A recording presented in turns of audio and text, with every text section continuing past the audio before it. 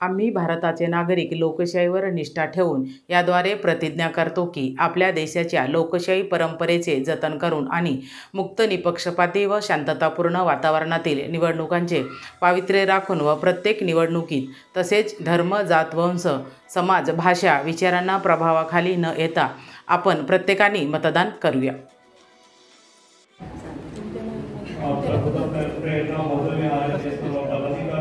सदस्य तसेच 208 वडगाव शहर विधानसभा मतदारसंघ अंतर्गत मतदार जागृती करण्यासाठी आम्ही निवडणुकीत सर्व पदाधिकारी आलेलो आहोत. यामध्ये आमचे नोडल अधिकारी श्रीधर भोसले सर आहेत, इथे मंचावरती आहेत ते.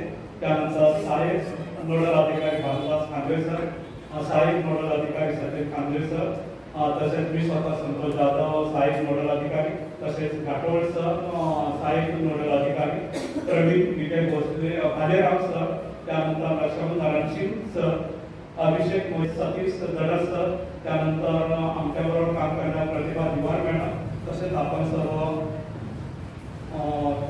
सर्व सदस्य सर्वांना प्रथम माझा सविनय जय भीम. 208 वडगाव शहर विधानसभा मतदारसंघ अंतर्गत मतदार जागृती हा अभियान हा कार्यक्रम माननीय निवडणूक आयोग यांच्या माध्यमातून या वर्षापासून सुरू झालेला आहे. आणि याचं मुख्य कारण आपल्याला वेगळं सांगण्याची गरज नाही, कारण आपण सर्व आंबेडकरवादी आहात आणि त्यामुळे मतदानाचे महत्त्व, त्यानंतर संविधानाच्या द्वारे आपल्याला मिळालेले अधिकार आपण सगळे जाणतात. पण बघतो की लोकसभेच्या निवडणुकीमध्ये 50-55% पुढे मतदान होत नाही आणि संसदेमध्ये आपण आपले प्रतिनिधी निवडून देत असतो. आता हे प्रतिनिधी निवडून देण्याच्या पाठीमागचा उद्देश असा असतो की आपल्याला 26 जानेवारी 1950 मध्ये बाबासाहेबांनी भारतीय राज्यघटना दिली, भारतीय संविधान दिलं आणि या संविधानाच्या माध्यमातून आपल्याला अनेक अधिकार दिले. मतदान करण्याचा अधिकार दिलेला आहे. त्यानंतर मतदानाचा जो हा अधिकार आहे तो अधिकार आपण मुक्तपणे राबवणार असतो आणि जबाबदारपणे राबवत असतो. आणि हा मतदान अधिकार समोर महिला सगळ्या बसलेल्या आहेत. तर मी एक बाबासाहेबांचा विचार सांगू शकतो किंवा त्यांचं कार्य तुम्हाला सांगू शकतो की संपूर्ण जगामध्ये सर्व महिलांना मतदानाचा अधिकार मिळण्यासाठी रस्त्यावरचे आंदोलन लढाई करावी लागली. पण बाबासाहेबांनी आपल्याला आपल्या लेखणीच्या द्वारे भारतीय संविधानाच्या माध्यमातून भारताच्या सर्व महिलांना मतदानाचा अधिकार बाबासाहेबांनी आपल्याला दिलेला आहे. आणि तो अधिकार, त्या अधिकारासाठी आपल्याला कुठलाही लढा द्यावा लागत नाही. फक्त बाबासाहेबांच्या सामर्थ्यामुळे आणि बाबासाहेबांच्या विचारामुळे आपल्याला तो मिळालेला आहे. तसेच संपूर्ण देशामध्ये अगदी गल्लीतील गरीब माणूस असू दे, झोपडपट्टीतील गरीब माणूस असू दे, अगदी गरीबांपासून राष्ट्रपतींपर्यंत सगळ्यांना मतदानाचा अधिकार मिळालेला आहे. एक व्यक्ती एक मत. मग तो श्रीमंत असेल तर त्याच्या मताची किंमत जास्त आहे, गरीब आहे म्हणून त्याच्या मताची किंमत कमी आहे असं नाही. तर प्रत्येक व्यक्तीचा एक मत आणि त्या मताची किंमत सुद्धा, मूल्य सुद्धा एकच आहे. आणि हा अधिकार सुद्धा आपल्याला बाबासाहेबांनी संविधानाच्या माध्यमातून दिलेला आहे. पण एवढा अधिकार दिलेला असताना आपल्याला आपल्या अधिकाराची जाणीव नाही, आपल्याला अधिकाराची जी माहिती आहे किंवा त्याची जी ताकद आहे ती माहित नाही. आणि म्हणून आपण माननीय निवडणूक आयोगाच्या माध्यमातून आम्ही तुमच्यापर्यंत आलेलो आहोत की बाबासाहेबांनी हा जो अधिकार आपल्याला दिलेला आहे तो अधिकार फार मोठा आहे. आणि तो अधिकार तुम्ही जर सक्षमपणे राबवला तर तुमच्या आवडीचा, तुमच्या विश्वासला, जो तुमच्यासाठी, जो समाजासाठी, जो देशासाठी, जो जनतेसाठी काम करेल असा लोकप्रतिनिधी आपण संसदेमध्ये पाठवू शकतो. फक्त ती ताकद कशामध्ये आहे तर तुमच्या मताच्या अधिकारामध्ये आहे. आणि हा मताचा अधिकार तुम्ही सक्षमपणे राबवा आणि लोकप्रतिनिधी सक्षमपणे जो काम करणार आहे, तुमच्यासाठी, समाजासाठी, देशासाठी काम करणारा आहे, अशा सक्षम लोकप्रतिनिधीला तुम्ही संसदेमध्ये पाठवायचं आहे. आता संसदेमध्ये लोकप्रतिनिधी जाणार आणि तो काय करणार तुमच्यासाठी, तर संसदेमध्ये गेलेला हा जो लोकप्रतिनिधी आहे त्याला खासदार म्हणतो. हा लोकप्रतिनिधी तुमच्यासाठी अनेक धोरणे राबवत असतो, अनेक योजना राबवत असतो आणि ती धोरणं, ती योजना त्यांच्या अंमलबजावणी करण्याचं काम त्यांच्याकडे असतं. आणि हा जर लोकप्रतिनिधी सक्षम जो आहे तो जर सक्षम तुम्ही निवडला नाही तर लोकशाही सक्षम होत नाही. आताच मी सांगितलं की 50% पेक्षा पुढे जास्त मतदान होत नाही आणि 50% पेक्षा जास्त मतदान होत नाही म्हणजेच 50% लोक मतदान करत नाही, म्हणजेच 50% लोक मतदान करतात आणि 50% मतदान केल्यावरती आपली जी लोकशाही आहे ती एवढी सुदृढ झालेली आहे, एवढी या लोकशाहीच्या या प्रतिनिधी किंवा शासनाने आपल्याला एवढं काम केलेलं आहे की त्याच्यातून आपल्या 75 वर्षामध्ये खूप विकास झालेला आहे. पण आपला जर अजून विकास करायचा असेल, आपल्याला चांगले सुखाचे दिवस येणं गरजेचं वाटत असेल तर 100% लोकांनी मतदान केलं पाहिजे. फक्त ठराविक लोकांनीच मतदान करायचं नाही तर 100% जनतेने मतदान करायचं आहे. आपल्या घरातील सर्व नातेवाईकांनी, आपल्या कुटुंबियातल्या सगळ्या लोकांनी, सदस्यांनी, 18 वर्ष पूर्ण झालेल्या सगळ्या व्यक्तींनी, ह्या सगळ्या लोकांनी 100% मतदान करायचं आहे. आणि 100% मतदान जर केलं तर आपली ही बाबासाहेबांनी आपल्या संविधानाच्या माध्यमातून जी लोकशाही दिलेली आहे, संसदीय लोकशाही आहे, ती सक्षम होईल. आता संसदीय लोकशाहीमध्ये आपल्याला कोणता अजून अधिकार दिलेला आहे की आपण डायरेक्ट शासनामध्ये जाऊन कारभार किंवा शासन चालवत नाही.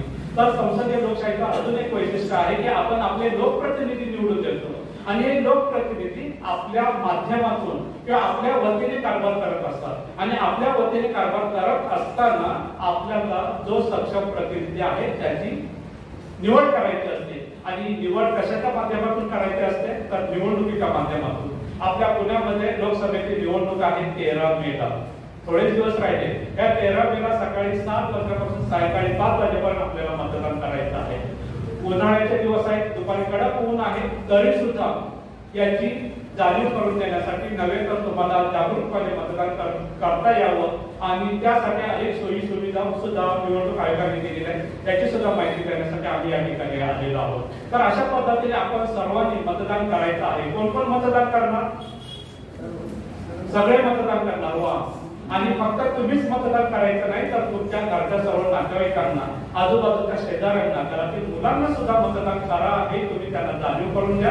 आणि हा जो बाबासाहेबांनी आपल्याला अधिकार दिलेला आहे तो सक्षमपणे जर राबवला तर निश्चितपणे आपली संसदीय लोकशाही आहे ते अधिक बळकट होईल आणि गेलेले लोकप्रतिनिधी आहेत ते समाजासाठी, देशासाठी, तुमच्यासाठी, आमच्यासाठी, सगळ्यांसाठी काम करतील, जेणेकरून आपल्या देशाचा विकास होईल आणि आपल्याला जे बाबासाहेबांच्या माध्यमातून बाबासाहेबांनी आपल्याला जे संविधान दिले त्या संविधानाच्या माध्यमातून आपल्या संपूर्ण जनतेचा भारताचा शाश्वत विकास होईल. आणि म्हणून आपण सगळ्यांनी मतदान करायचं आहे, 100% मतदान करायचं आहे. ही फक्त आठवण करून देण्यासाठी आम्ही माननीय निवडणूक आयोग, भारत सरकार यांच्या वतीने 208 पटवर्ष विधानसभा मतदार संघ अंतर्गत या ठिकाणी आम्ही आलेलो आहोत. काही कारणानिमित्त कलेक्टर साहेबांबरोबर माननीय तहसीलदार मॅडमची भेटी अचानक सुरू झाली, त्यामुळे मॅडम आले नाही. पण आम्ही ते सगळे टीम मध्ये सगळे लोक आहोत. आमचे नोडल अधिकारी श्रीधर भोसले सर सुद्धा आहेत. अशा पद्धतीने सगळे तुम्ही मतदानाचा अधिकार सक्षमपणे राबवणार आहात आणि जेणेकरून जो प्रतिनिधी निवडून देणार आहे तो तुमच्यासाठी काम करणार आहे असं लोकप्रतिनिधी निवडून द्या. एवढी फक्त मी आठवण आमच्या टीमच्या वतीने करून देतो. धन्यवाद. जय भीम. यानंतर आमचे सहकारी खांदे सर ऍप संदर्भात माहिती देतील.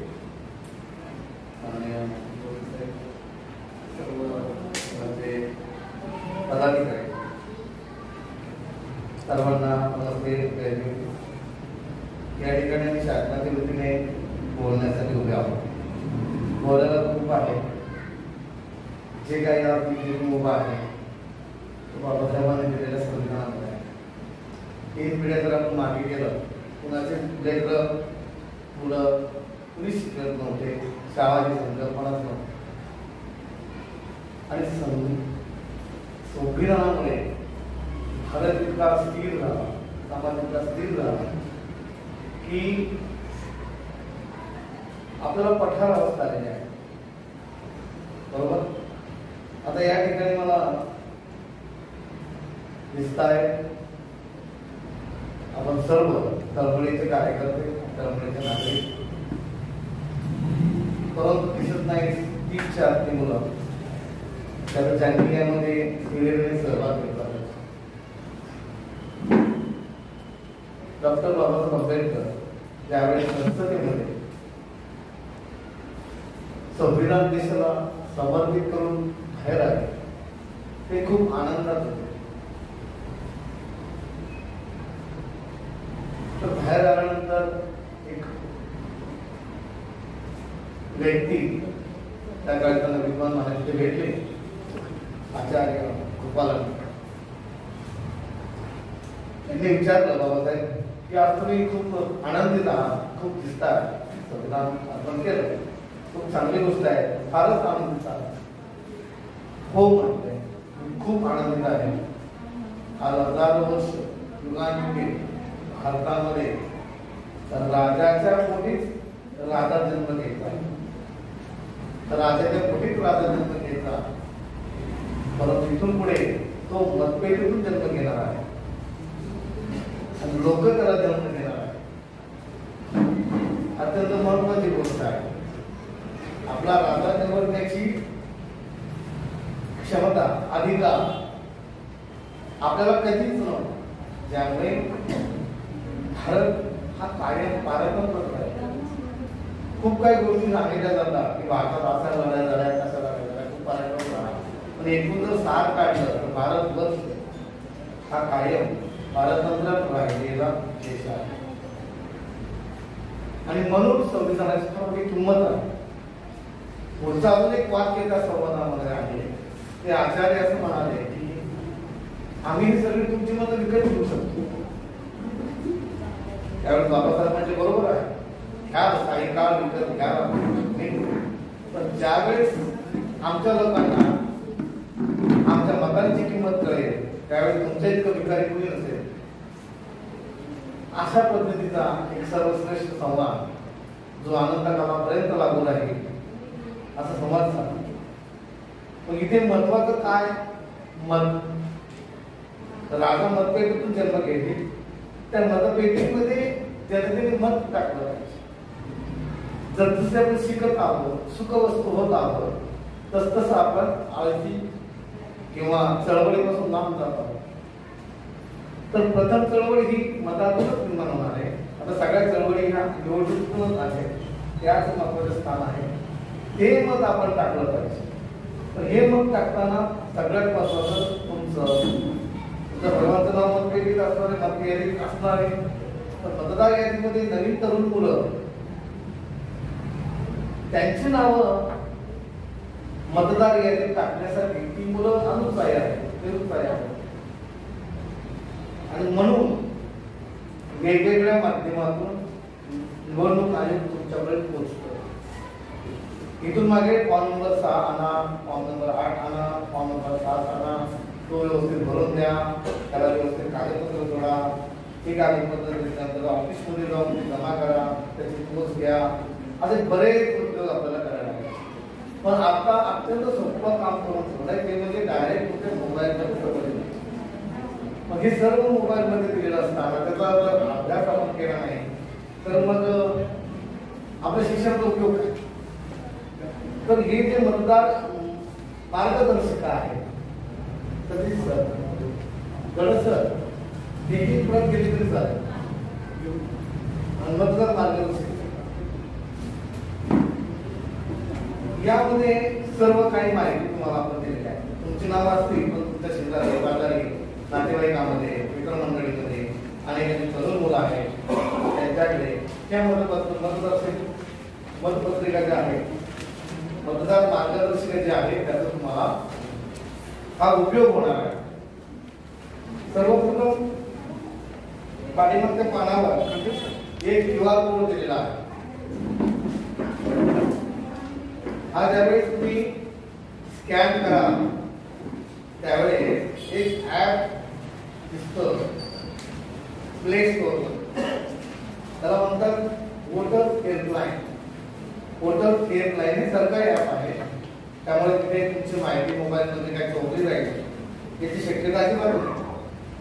आता वोटर हेल्पलाईन हे ऍप डाउनलोड केल्यानंतर त्यामध्ये तुमचं युजर आयडी आणि पासवर्ड टाकायचा. युजर आयडी आपला मोबाईलच असतो आणि पासवर्ड साधा टाकला तर आपल्या मुलाचं नाव,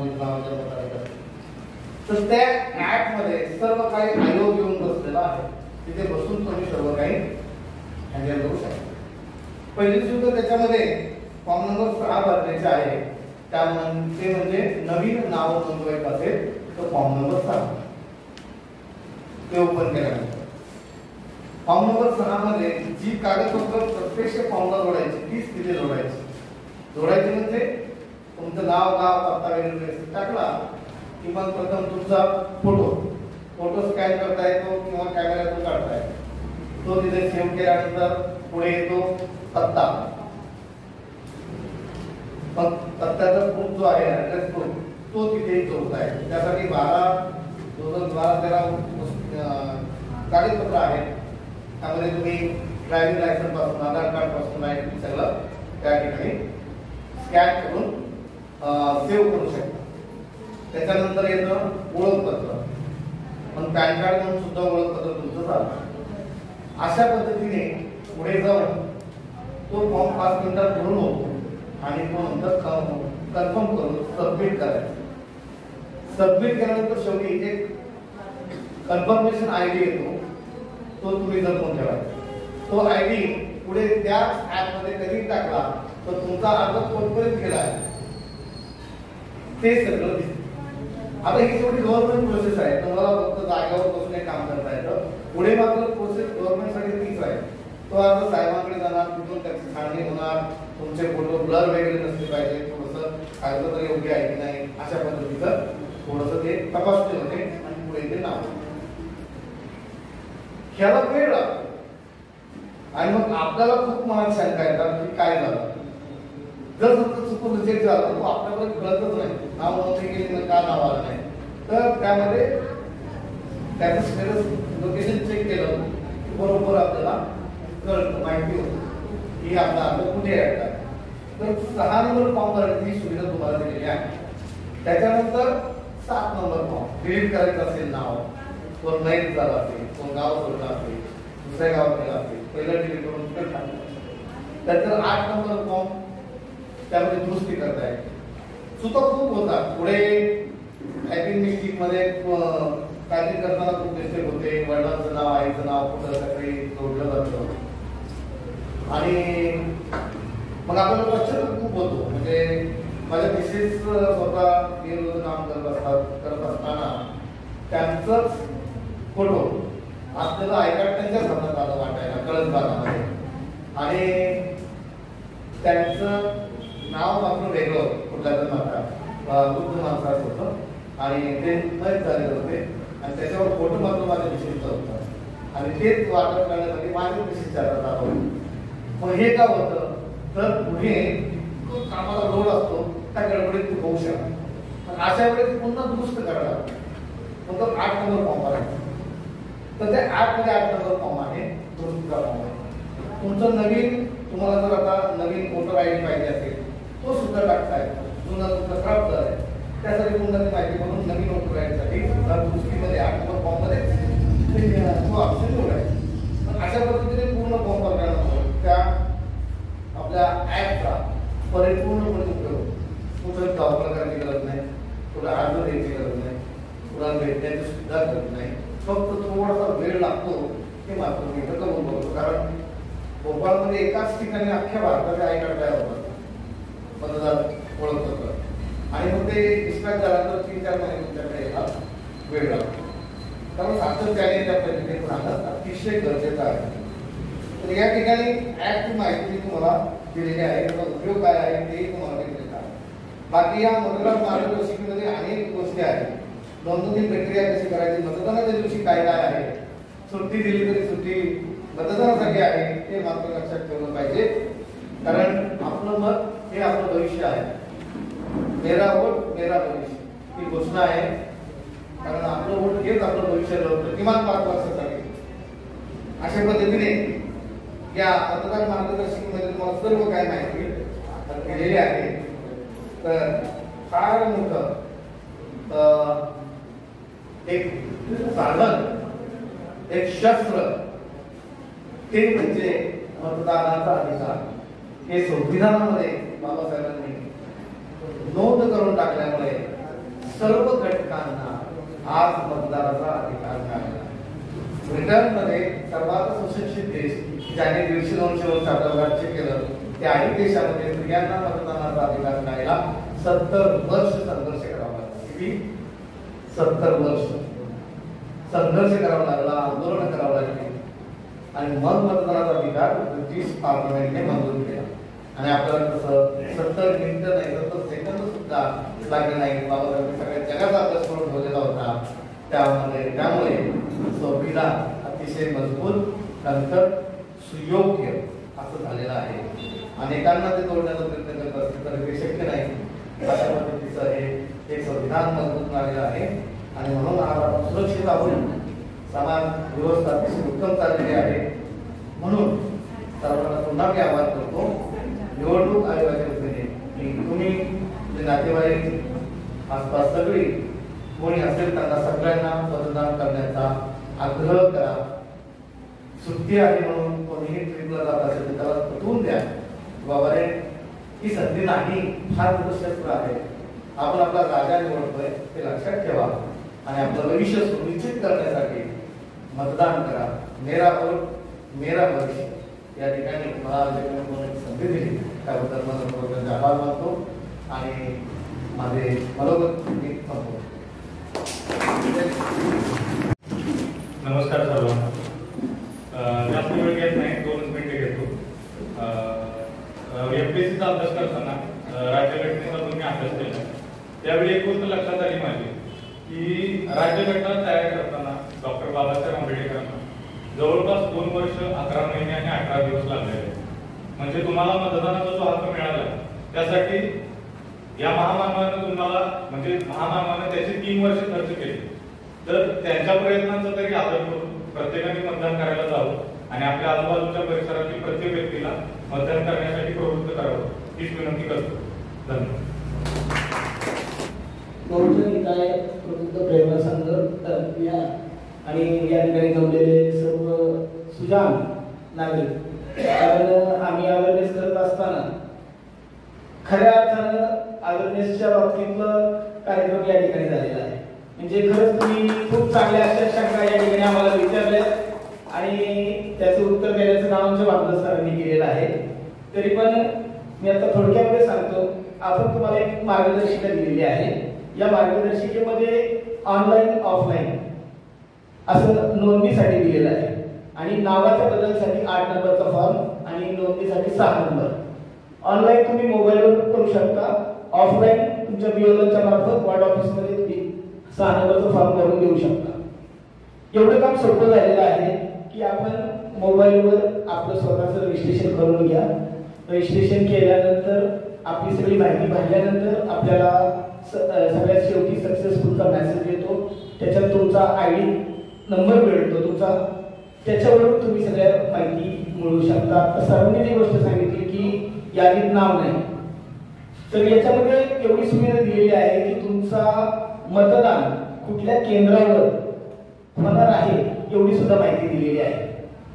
त्यामुळे तुम्ही या वोटर्स हेल्पलाईन ॲपद्वारे हे सगळ्या माहिती मिळवू शकता. तुमचं मतदान कुठे होणार आहे याची सगळी माहिती तुम्हाला मिळणार आहे. त्याचबरोबर सरांनी मला सांगितलं ओळखपत्राच्या बाबतीत 12 ओळखपत्र या मार्गदर्शिकेमध्ये दिलेली आहेतच. वोटिंग प्रक्रिया कशी चालणार आहे, कंट्रोल युनिटकडून बॅलेट सोडलं जाईल. तुम्हाला तुमच्या पसंतीच्या उमेदवाराला तुम्ही मत द्यायचंय. मत दिल्यानंतर त्या ठिकाणी एक व्हीव्हीपॅट मशीन असेल. त्या व्हीव्हीपॅट मशीनवर तुम्ही ज्यांना मतदान दिलेलं आहे त्याचे स्लिप 7 सेकंदापर्यंत तुम्हाला पाहायला मिळणार आहे आणि तुमचं मतदान प्रक्रिया बीप मोठा आवाज होऊन पूर्ण होणार आहे. ठीक आहे, मग आता शपथ घेऊया. सगळ्यांनी एवढंच लक्षात ठेवा की आपण वोटर्स हेल्पलाईन ॲप डाउनलोड करून घ्या. त्याच्यावर तुमच्या सर्व शंकांचं निरसन होईल. आणि मी स्वतः सुद्धा मागच्या 4 महिन्यापूर्वी माझ्या मुलीचं आणि माझ्या स्वतःचं रजिस्ट्रेशन केलं. मागच्या आठवड्यामध्ये आमच्या दोघांचे पण कार्ड घरी आलेले आहेत बाय पोस्ट. माझं जुनं कार्ड होतं, मी नवीन करून घेतलेलं आहे. ठीक आहे, सर्वांना विनंती आहे की आपण सर्वांनी हो या ठिकाणी मार्गदर्शिकेमध्ये दिलेलं आहे. मतदान केंद्रावर रॅम्प व्हीलचेअर दिलेले आहे. जे अंध आहेत त्यांच्यासाठी ब्रेल साठीची मार्गदर्शिका दिलेली आहे. त्याच्यासाठी विशेष स्वयंसेवक प्रत्येक मतदान केंद्रावर दिलेले आहेत आणि 85 वर्षापुढचे जे मतदार आहेत त्यांचं आता घरी जाऊन त्यांचं वोटिंग प्रक्रिया सुरू झालेली आहे. आता आपल्याकडे जर कोणी असतील तर आता ह्याच्यामध्ये व्हायचं नाही, पण येत्या विधानसभेच्या निवडणुकीला आपण आपल्या BLO मार्फत ही माहिती आपण आयोगाकडे पाठवायची आहे. तशी सुविधा आपल्याला पुरवली जाईल. कृपया सर्वांना विनंती आहे की आपण एक छोटीशी शपथ घेऊया. आम्ही भारताचे नागरिक लोकशाहीवर निष्ठा ठेवून याद्वारे प्रतिज्ञा करतो की आपल्या देशाच्या लोकशाही परंपरांचे जतन करू आणि मुक्त निपक्षपाती व शांततापूर्ण वातावरणातील निवडणुकांचे पावित्र्य राखू व प्रत्येक निवडणुकीत निर्भयपणे तसेच धर्मवंशजात समाज भाषा यांच्या विचारांच्या प्रभावाखाली न येता किंवा कोणत्याही